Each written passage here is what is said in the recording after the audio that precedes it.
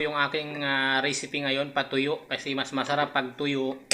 At syempre napaka anghang po ng ating adobo ngayon kasi ang daming sili na nilagay ko. So ayun mga idol, very yummy. Ayan, sabaw pa lang oh. Wow, sabaw pa lang ulam na.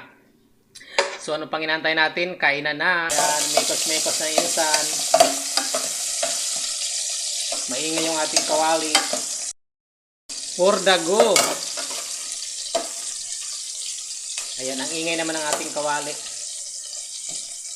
Kasirola pala.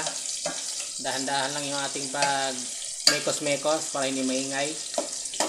Kasi tinatamad ako mag voice over for today's video. So ayan na guys.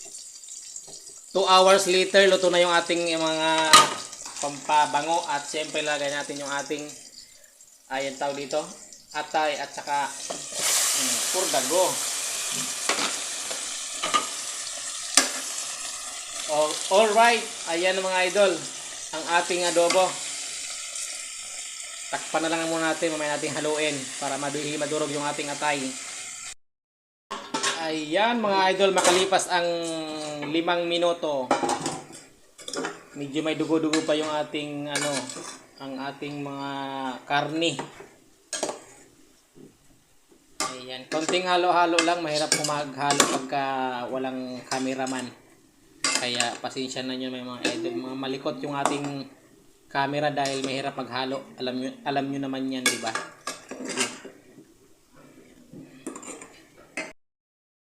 Ayan, malapit na mawala yung kanilang dugo. And shout out sa mga mahilig sa adobong manok.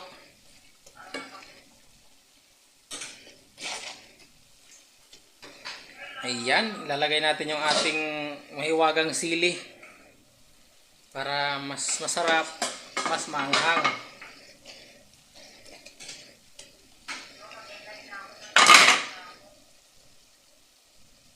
Adobo recipe.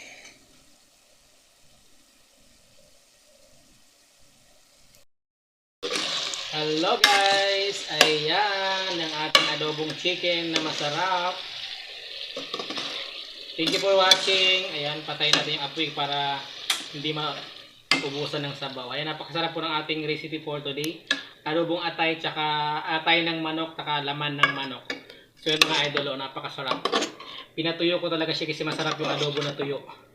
At syempre, maanghang po yung ating ang ating adobo, maanghang po siya.